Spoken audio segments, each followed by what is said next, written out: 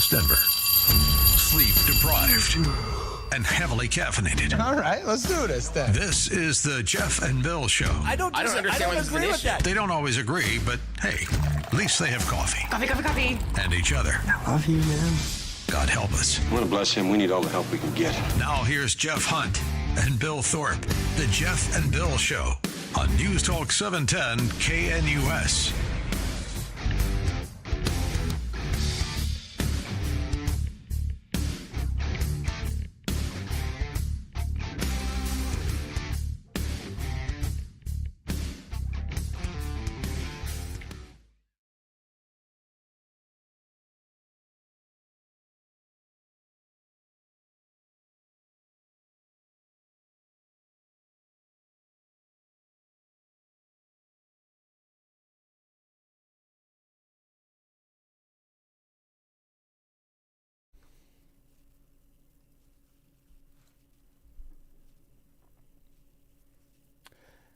It's Thursday, September 11th, 2025. I'm not sure I can. It's a hard day for us. Yeah. My friend Charlie Kirk's dead. Yeah, and you knew him personally. I never had met him personally, so I don't have the same relationship or the same reflections that you do. So, yeah. We're going to do our best today. Charlie was a member of the Salem family. Probably the biggest show, one of the biggest shows we had on this entire network. Right after ours was the Charlie Kirk Show. And an incredible young man, dead at the age of 31, assassinated yesterday in Utah. And I've opened up the phone lines today because many of us knew Charlie very well. It was a guy that we came up together in the movement, building our careers, friends for well over a decade, and went through life together. Watched football games together. My son and him were hanging out watching the CU Oregon Ducks game 2 years ago, this month actually, at a friend's house. And my son got to spend all afternoon with Charlie Kirk, one of the best moments of his life. My wife and I were at the Turning Point inaugural gala in January. Charlie was a regular speaker at the Western Conservative Summit I hosted for 8 years. It was one of the largest gatherings of conservatives in the Western United States. We held it here in Denver each year. President Trump was a part of it. We would bring in roughly 50 or so speakers a year. And Charlie was a regular. Almost every year I hosted it. I watched him build Turning Point. We talked about building Turning Point. I shared strategy memos with him on the advancement of Turning Point. I served on his advisory committee. He was absolutely one of the best. I will get to, I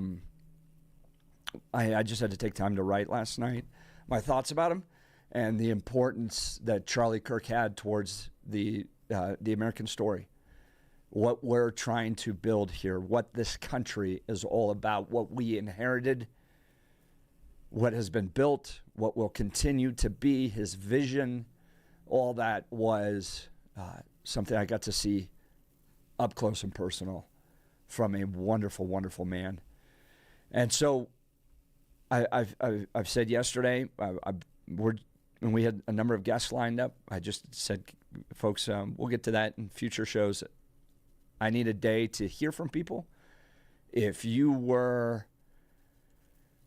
impacted by Charlie Kirk, if you have thoughts about Charlie Kirk, if you have thoughts about what happened, what's going to happen, where we're going to go, phone lines are open today. It would help me to hear from you. It would help me to understand the impact he had. I know what his impact was in my life, but for what we are all working towards, and what this is all about, what I get up to do 4 hours a day, what I've devoted my professional career to, the advancement of America's founding principles, the role that faith played in his life, all of that is open today, and I would love to hear from you. I've asked some of Colorado's most conservative leaders to call in throughout the morning as well. We'll hear from them, but it's open lines today. 303-696-1971, 303-696-1971. Text us on the Dan Caplis Law text line at 720-819-5115. Also, tragedy yesterday with the shooting in Evergreen High School, if you'd like to talk about that as well. And then you have the anniversary of 9/11. My goodness. Yeah. Text messages coming in. Jacqueline, I haven't slept. Yeah, last night was a very difficult night. 2124, guys, this is so sad on so many levels. It brought tears to my eyes yesterday afternoon when the news was announced. One of the many things I'm wondering is that since I have conservative bumper stickers and sometimes wear conservative T-shirts, am I now literally a target? Feel free to give us a call, 303-696-1971. Do we want to do news? Or you want to go to the phones first? Let's chat with Joe a little bit before we get to Blake. Yeah. Okay. Because she took the time to call us so early. Let's give her a little bit of room. Joe, you're joining us from Littleton. Talk to us about your thoughts on Charlie and his tragic passing yesterday. What's going through your mind? Well, first of all, my heart goes out to Jeff. Because he knew him personally. Now, I didn't. I listen to Charlie every day. I'm an old lady, but it's like I was listening. You know, it really gave me some comfort as I was listening to these pastors last night. And I listened to all the basic news, but putting it in a spiritual way, these guys said Charlie reached 85 million people for Christ. And I thought, oh, my dear Lord, what a beautiful person who brought light into this world. And then they said they said this won't be the end. Charlie Kirk, 100 Charlie Kirks will rise up. There'll never be a Charlie Kirk or a Rush Limbaugh, but people will rise up for this. They'll Jeff, like you, and don't put that energy around you, Jeff, that you're a target. You're not a target. You just ask the Holy Spirit to be upon you. God bless this man. That's all I have to say. Joy. Yeah, thanks, Joe. Appreciate that. Oh, man, Joe, I appreciate it. I think what hits is on so many levels, right? You have a guy that, for those of us that agreed with it, politics was just wildly effective, and so you love that aspect of him, right? So you're like, that guy is changing things. He's confronting institutions where conservatives have often felt like we have no power, and so on the political side, you enjoy that. But I think what I heard in Joe's voice and what gets so many of us today was you have a man that was a real, authentic, genuinely good man, a Christian whose faith was very sincere. And I want to get, different aspects that we can talk about with regards to Charlie. But I feel like I get the tremendous honor to give you the perspective of a friend who had private conversations about very important things, so you can understand who he really was, okay? I have been around just about every conservative leader in this movement for the last 25 years. I've gotten to know them all, just about every single one of them. We would host roughly 50 speakers a year at the Western Conservative Summit. And so some of my favorite moments are ones that are never publicized, ones that I don't really talk about, just private conversations back behind stage. we had watched Charlie Kirk build Turning Point. He first came and interacted with the Centennial Institute, I believe in 2012 or 2013, right after Romney and all that, and the Republican Party's trying to figure out where it needs to be and what it's all about. So Charlie's young. He's like 18. He shows up. And he speaks at events on our campus. And then as the summit grows, so does his impact. And as I mentioned, Charlie had spoken at just about every Western conservative summit. So I'm sitting backstage with Charlie. And I have this, yes, Gabe Evans. There's a pastoral side that comes out in these private conversations where I just go, tell me how you're really doing, and let's get to brass tacks about what you're really building here. And I just said to Charlie, this entire thing that you're building is going to rest on your character.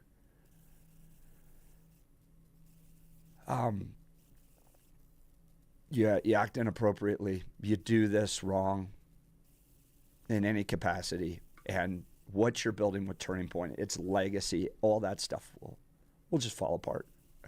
And there's been plenty of conservatives that have gotten it wrong, and what they've tried to build never stuck, never stayed.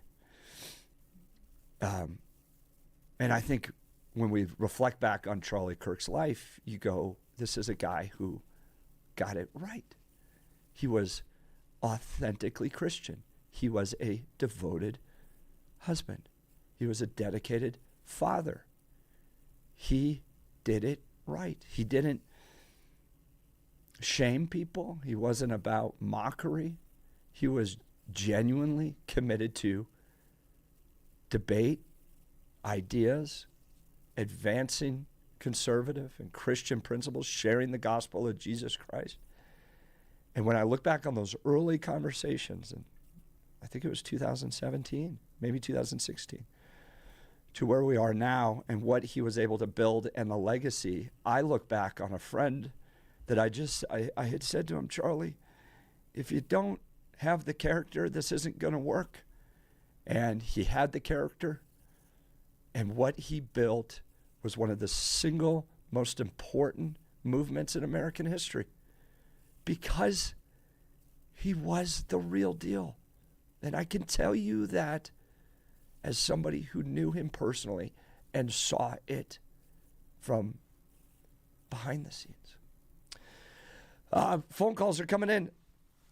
I want to thank you. I want to thank you. This is so important to me to hear from you. It means a lot to me. I'm grateful to Salem for giving me the opportunity this morning to talk, to share my thoughts, to reflect on the impact of Charlie Kirk. Thank you to Kelly. Thank you to Jeff. Thank you to you, Bill, and Blake, and Mark, and Adam, all here giving me the space to do this. This is very important. And we'll get to calls. Let's now get to news and comment with Blake Olson. Blake Olson. Blake Olson, news and comment.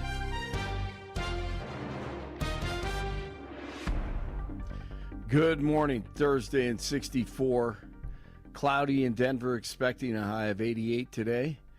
This portion of the news sponsored by Pastor Camp Heating and Air Conditioning at 303-777-1234 to learn more about special savings opportunities on Lennox equipment.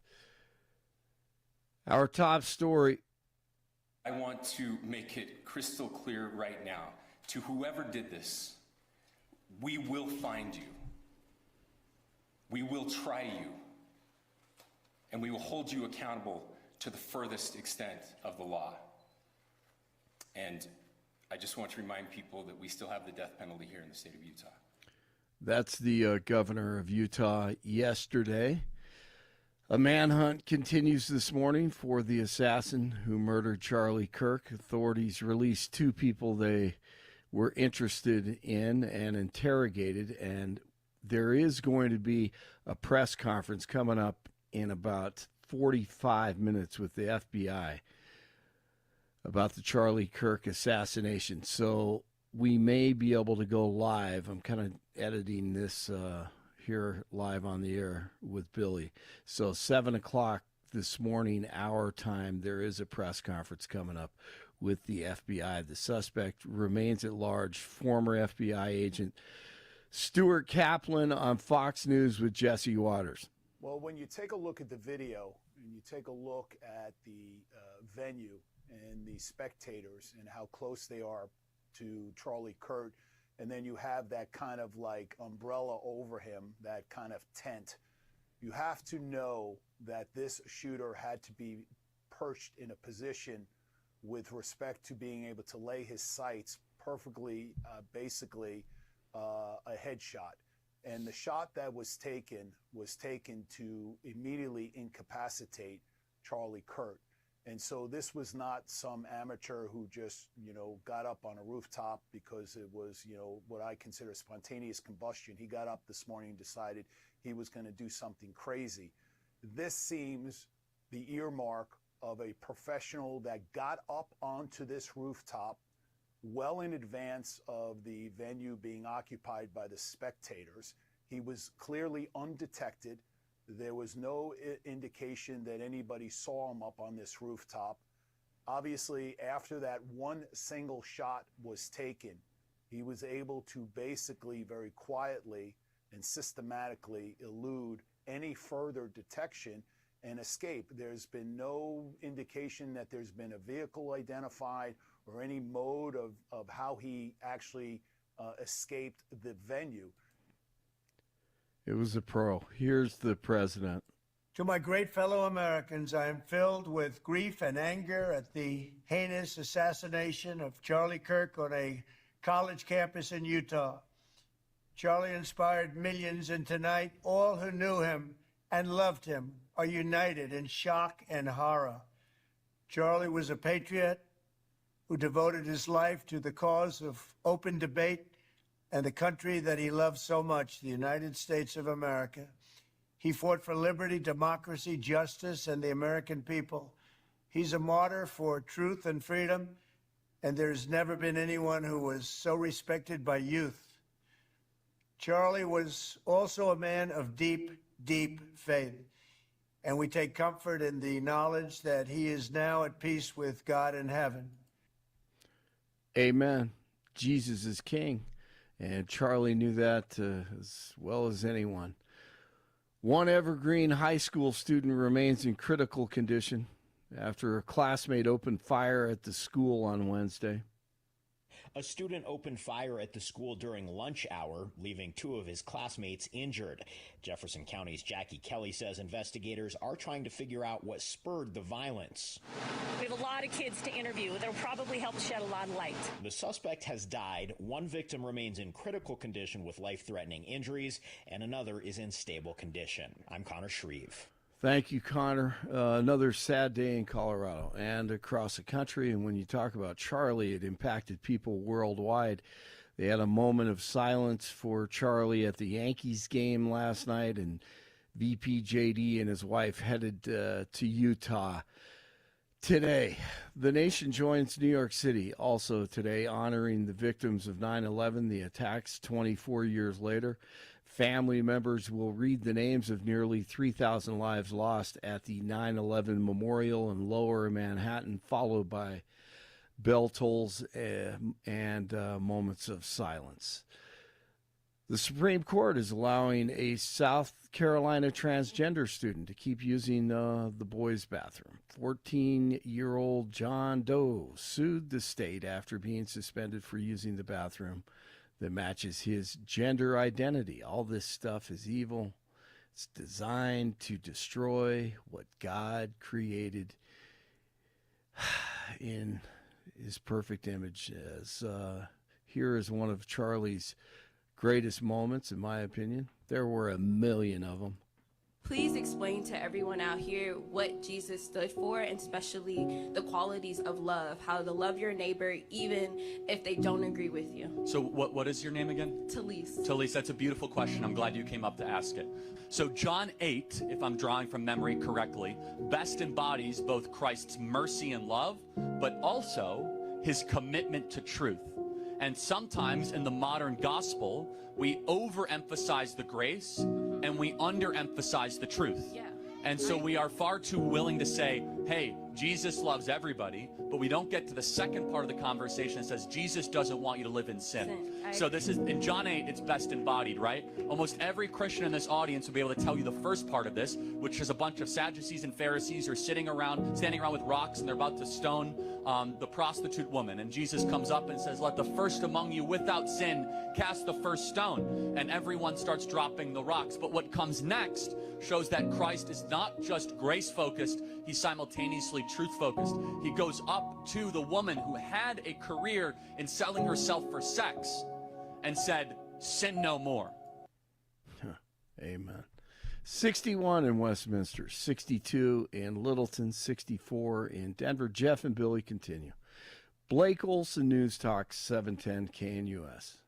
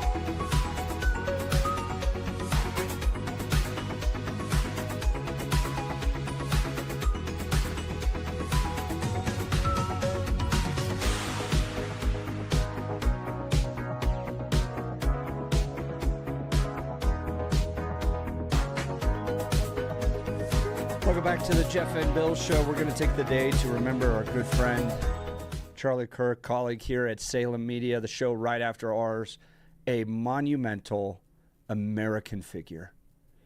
And phone lines are open. Give us a call, 303-696-1971. Let's go to Dwayne and Divide. Good morning, Dwayne. You're on with Jeff and Bill. Yeah, good morning, gentlemen. I always like to come in a little bit more lighthearted, but today, unfortunately, we have to accept what we have. The thing about Charlie, which was so impressive, I saw him on Varney and Company. And Mr. Varney sat there and said, how old are you? And he said, at the time in his 20s, and he said, you'd be 35 and 28 to run for president. Yeah. And I thought that was an honor that would be really bestowed upon very few people. Charlie had grace. Dwayne, I was going to say real quick, I think a lot of us saw that. Benny Johnson, who is a good friend of ours too, and I could tell you about how Benny helped transform Turning Point and all that stuff, but Benny posted yesterday that this was the assassination for many of us of a future president. I think we saw him as that influential of a leader and that much potential there, but please continue, Dwayne. And he had Ruth, which is something that is very rare. But for those who sat there and think they just extinguished a flame, they're sadly mistaken. With 85 million people following him, and now more are going to turn to him to see what everything was about. They got a fire coming that they are not going to be able to put out. And I would like to see the one thing, Jeff, and I'm not trying to be snide or sarcastic, but I will ask this question. Please. Will somebody from the left say anything about gun control about this? Charlie was a monument. Charlie was more than anything else. He's a spot in history that you say, I got to hear him live. I've read his teachings. I've read what he's done. He was humble. He was charismatic at the same time. And he knew at all times that he was blessed by just having a heartbeat. he's going to be missed by a lot of people. That's absolutely beautiful, Dwayne. Thank you so very much, my friend. Yeah, thank you. Dwayne from Divide, his line will be open, 303-696-1971. A good friend of the program. Glad to hear from him this morning. Rich with Gays Against Groomers. Good morning, Rich. Thank you for taking the time. Good morning. Hey, thanks. You know, I was just looking at the pictures. I realized what it was. It was a year ago yesterday that I was in Boulder when Charlie Kirk was in Boulder, and I got the opportunity to meet Charlie. And Charlie has also been gracious enough to platform our organization, Gays Against Groomers, and invited us to attend AmFest. So, you know, I think is a genuine person and a great guy. Did we agree on everything? Absolutely not. Do I think that we should have to agree on everything? Absolutely not. And here's another piece of that. Yesterday, I was at the 10th Circuit Court of Appeals having oral arguments in my lawsuit against the Colorado legislature. And ultimately what this lawsuit comes down to and what we're arguing for is the right to be able to speak freely again. And so you can probably imagine how hard it hit to come out of a courtroom and where you're literally arguing for your ability to have disagreements and to speak freely and to engage in civil discourse, to hear about the news of Charlie Kirk. You know, I think one of the things that I will say about this is I hope that in some small way, the fight that I've been carrying on to protect our First Amendment and protect our right to speak is a tribute and an honor to Charlie Kirk. I think it's so important right now that we realize a lot of us are dealing with raw emotion, and we need to think clearly. And I do hope that this is a motivation for a lot of people, because that is exactly what the left wants to do right now, is silence us. And we can't let them do that. And they win the arguments by default when they silence us. And it's so important for us to be able to show up and have calm, logical, fact-based conversations, because that's the only way we're going to win this. This is a war. It's a spiritual battle. I believe that it is a spiritual battle. And the only way these lies are going to keep perpetuating and keep growing is in a vacuum of truth. Rich, I want to ask you some personal questions and just have your reflection on this. You have chosen to put yourself in a position very similar to what Charlie did, which was to be in places where people don't like your ideas. You face it at the state capitol. You faced it within the Democrat Party, whatever it might be. You've been kicked out of gay bars. You're with Gays Against Groomers. I remember seeing some of those posts where they won't even allow you into a gay bar. What is it about people like you and people like Charlie that are willing to go to places where you are disliked and try to have a conversation?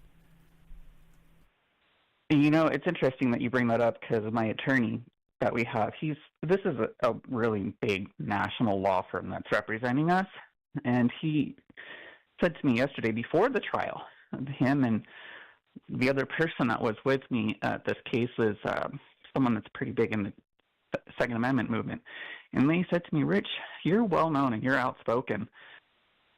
Why don't you have security? And I said, well, I have had events where I have had private security. I was honest about that. And I said, well, honestly, I feel like they're all bark and no bite. And then fast forward 3 hours and you see what's happened. And, of course, you probably have heard about some of the things that have happened to Riley Gaines, Erin Lee up in Wellington with her story, what happened to her right here at DU in Denver. I still don't really worry about it, because I think I have faith that is stronger than this. And yesterday was definitely one of those days where I felt like I was like Shadrach, Meshach, and Abednego. Like, you're not going to require me to worship your God. And at the end of the day, what I really believe in is that Charlie Kirk, his assassination, he died as a martyr. And I think that the people that tried to shut him up don't realize that they just created another 1,000 Charlie Kirks. What is it? That's what this did to me. This motivated me to speak harder and speak louder. And you know what? If they want to kill me, they can kill me. Because at the end of the day, what's that going to do to them? What's that going to do to their movement?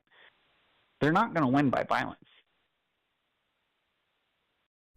Rich, help our audience understand, because I think you and Charlie are unique in this. Why not just live a quiet life? Well, I mean, you could just, you have a job with the state. I think you still do. I don't know, but you did at one point. Well, who knows after today? Yeah, right. Why not just live quietly? You could. Well, you could, but like I said, the only way that these lies and this evil perpetuates is in a vacuum of truth. And we have to speak out. You know, I say this. This is an attack on the family. It is an assault on the foundation of our society. And I've seen it. As I've traveled around and I've talked to people, I've seen the impact that this has had. When I'm talking about gender ideology, I see the impact that it has on individuals. I've seen the impact that it has on families. I've seen the impact that it has on communities and our society. And we have to protect that. And that is only going to happen when people speak the truth.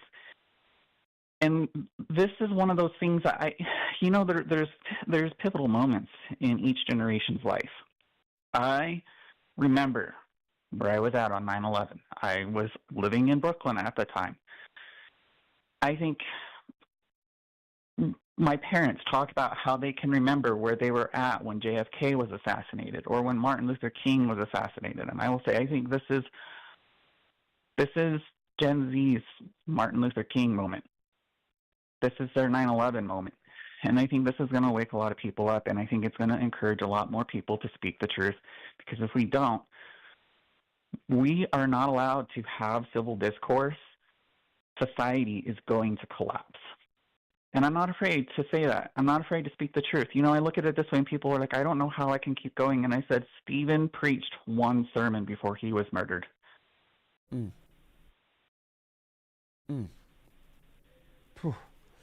You're exactly right.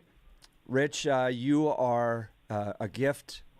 You're a gem. I know it's not easy to walk where you walk, but you, as you pointed out, are willing to build those coalitions, to have those conversations. And from me to you, brother, thank you for taking time this morning. Thank you for what you do. Yeah, thanks for calling. Appreciate it. Yep. It's nice to hear your voice. Thanks. That's Rich with Gays Against Groomers. We're taking calls today, reflecting on the life, the impact of Charlie Kirk, what we do now, what happened yesterday. How did you feel? What are you thinking? All that this morning, wide open. Give us a call, 303-696-1971. Text us on the Dan Caplis Law text line at 720-819-5115. Let's go to Joan in Lakewood. Good morning, Joan. You're on with Jeff and Bill. Good morning. Good morning. The first thing I want to say is that I did get up early and listen to Charlie Segal, and I spoke about this with him. And he read an email that was sent from your CEO, David Centrella. And I just am so grateful that Salem Radio is here and gives us this platform. And they don't know what blessing they are, because people say to me, what do we do? Where do we go next? And I can say that, you know, there are places where there are like-minded people and that we need to be bold and we need to speak out. So I remember exactly where I was on 9/11. And then 3 years ago, Officer Vykoff was killed in Arvada. And there's a large number of his friends and family that are running up and down the steps at Red Rocks in remembrance of him and of 9/11. And what gives me hope, what gives me a lot of hope is I have a good friend who's a professor at CU, and he's working with Turning Point USA in Boulder at CU, and they had planned a meeting tonight because they wanted the people there to know and remember with 9/11, and I think that he's right. This is going to be this generation's 9/11, and it is an awful thing that happened. Tell us, Joan, why you think it's so important to conservatives to put this in the category, and I don't think you're wrong, but to put this in the category of an MLK assassination or 9/11 or what happened there. Those were defining moments in American history. To conservatives, why is Charlie Kirk's death in those categories? Well, first of all, the devil. We are making such progress. We are winning so much that the devil is just kicking out so hard. And the woman who was murdered in North Carolina on the train, I'm going to slaughter her name, Arena. I'm not even going to try her last name. If you go and see those videos, there's blood. There is blood everywhere.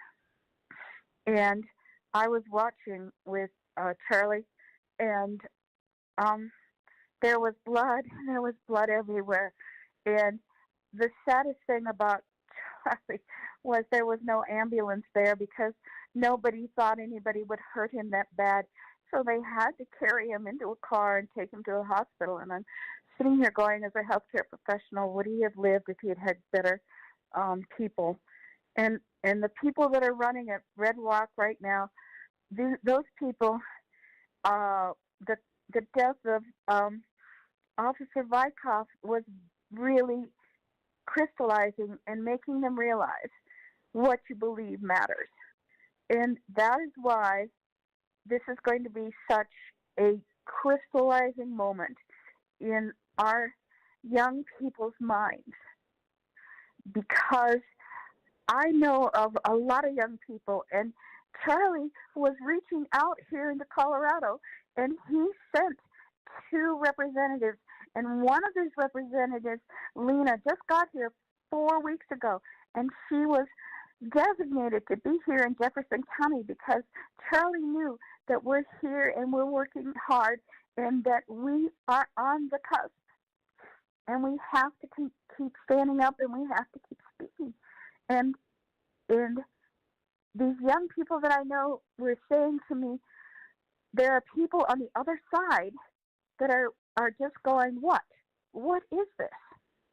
And then I do an awful lot of work on Nextdoor, and here in Jefferson, Lakewood, Nextdoor is pretty left-leaning.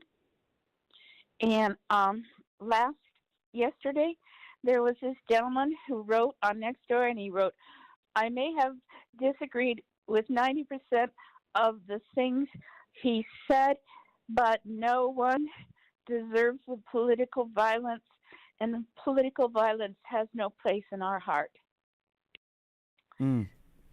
I think that this is going to be defining for a lot of younger people, because I don't think they've seen this kind of violence. We've seen it. We saw it on 9/11. I saw this Officer Vyckoff. And I think for older generations who watched Martin Luther King assassinated, Robert F. Kennedy assassinated, JFK assassinated, it was a moment, from my perspective, looking back at those times, where you watched a generation lose part of its innocence, its optimism. You know, there was so much hope behind the work that was being done with those men. It was an excitement. There was a youthfulness. There was an optimism about the future of America. And then very publicly, before the eyes of the whole country, you lose that innocence. Here you have a young father, 31 years old, who had built a movement with his own hands. You know, he didn't inherit Turning Point. He built it. He went to those meetings. He made those speeches at small gatherings for years as it built momentum. And then to have it peak in the 2024 election, I think Donald Trump's not elected without Charlie Kirk. I think he is changing a place that many conservatives were afraid to ever walk into, had just given up on with these universities. He was having hard conversations. He put himself out there. There was a sense of hope and optimism among conservatives, and it was shattered yesterday. Joan Lakewood, I sure appreciate your call. Joan's line will be open 303-696-1971. She mentioned the statement from David Centrell. I think it's probably appropriate to read it. This is from the Chief Executive Officer of Salem Media Group. And remember that Charlie wasn't just somebody we knew in the movement, wasn't just a personal friend. He was a colleague. His show was the one right after our show. And so I often listened to Charlie on the way home from this program. I would consider what Charlie was talking about and how we led up to Charlie. It was a part of our work life. It was part of our personal life. It was part of our political life. Yeah, and I stick around after the show a little bit. I've got some stuff to do, some I's to dot and T's to cross. So, yeah, I caught his show on the regular. So this is losing a friend. Not only is he the guy that follows us, but it's a voice that I heard Monday through Friday, listen to him, listen to a lot of the stuff that he did on video. Yeah, this is the loss of a friend today. This is hard. This is the statement from the Chief Executive Officer of Salem Media Group sent to all of us yesterday afternoon. Salem family, it is with profound sorrow we mourn the tragic passing of Charlie Kirk following today's horrific assassination attack at Utah Valley University. This is a cowardly and vile act of violence carried out to silence one of America's boldest Christian conservative voices. Our hearts are shattered for Charlie's wife, family, friends, colleagues, and the countless people whose lives he touched through his words, his work, and his unwavering commitment to faith and country. Charlie was more than a broadcaster. He was a fearless defender of truth and a faithful servant of God. This assassination was not just an attack on Charlie. It was an attack on free speech and on the values Charlie championed every day. His absence leaves a tremendous void, but his legacy of faith, courage, and conviction will continue to inspire generations. Charlie's partnership with Salem Media was defined by his uncompromising defense of biblical values, liberty, and truth. He epitomized Salem's mission to, quote, impact lives and communities by amplifying truth, faith, and self-governance through media, unquote. We are blessed to have worked with such a man as Charlie and to have watched him grow into the legacy he became. Salem extends its most heartfelt condolences to the Kirk family, Charlie's friends, and the millions of Americans and people across the world who are grieving this senseless loss. We're going to take time today to reflect on Charlie, where we go from here, the impact he had. It's also the anniversary of 9/11, if you have thoughts on that.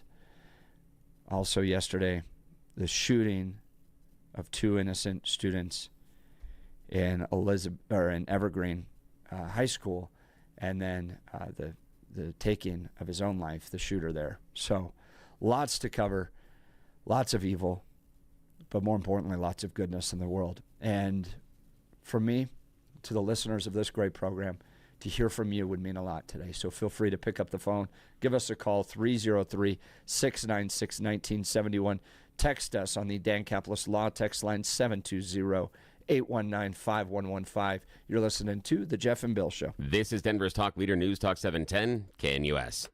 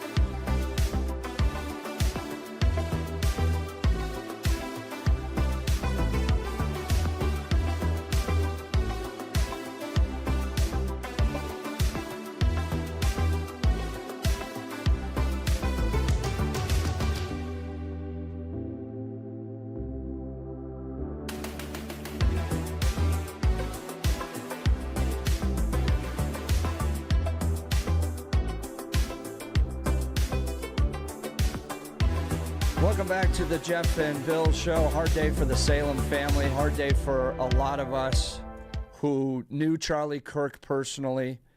Assassinated yesterday. Charlie was, I can tell you guys this, and I wouldn't say it otherwise. Charlie Kirk was the real deal. A man of tremendous character, a devoted husband, father. He was accessible.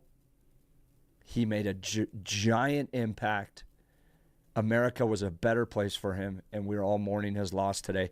We're taking phone calls from political leaders who've been impacted by what he's built. We're taking phone calls from listeners, and the phone lines they're jam-packed, which is just beautiful. And as somebody who knew Charlie very, very well, to see the outpouring of support that's coming is helping me. So thank you all. Let's go to Representative Brandy Bradley, who joins us this morning. Representative, it means a lot to us to have your time this morning. Yeah, Thank thanks you. for the call. Good morning, guys. Jeff, I mean, you were obviously one of the first people that I thought of to call. Yeah, what a tragic day for a lot of people, but especially my 4 boys. Boy, they are just really impacted right now. Charlie Kirk showed that there could be cheerful debates, colorful debates. He made me a better person. I definitely strive to be more like him. He was such an intelligent man, and I told my husband if I could have 1/10 of his intelligence, I would just be so thankful. And we are just mourning in our household as well. So I'm intrigued by what your boys are going through. We've heard from other people that this is a generational assassination that took place yesterday on the level of an RFK or a JFK or an MLK, where people from that generation were changed, that there was a loss of innocence, that there was a loss of optimism and hope. I mean, you don't have to, but these I would love to hear the conversations you're having with your boys, what you're seeing as a mom reflected in the hearts of those young men this morning. It was kind of like a 9/11 moment for me. You know, we all knew what we were doing, or a Challenger moment when the Challenger exploded and you're sitting there watching it take off. And, you know, my children just looked at me. Now they see the hate in this world. I got a death threat again last night. So they see it, but this is such a personal level. We watched Charlie Kirk videos together, and they just cannot believe that there's so much hate in this world that you can take an innocent life because you disagree with someone. They can't fathom it. They just don't understand it. So it's it's a little bit of their loss of innocence right now. It shows them that there's an evil in this world, and that's why we have to stick close to our faith and know that this is not our eternal life. But yeah, they're really sad, and it's sad for me because I can't shield them from the hate in this world. For the people who are just trying to shed truth, right? Charlie was just speaking truth. He wasn't being hateful. He's not a bigot. He's not a fascist. He was trying to spread the truth. And some people can't hear that. And so you take his life for doing those things. I mean, I don't understand the world that we live in right now, and thankful for my faith. I want to ask you if you could help our listeners understand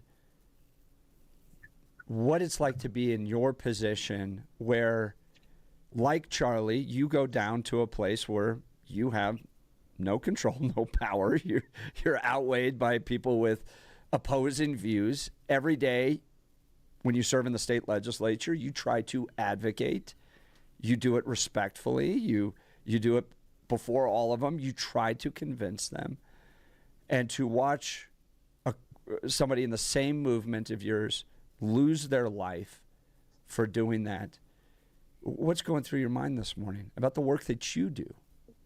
It's terrifying, right? It's terrifying to want to stand for truth, and you just never know. I mean, my kids' schools have been posted.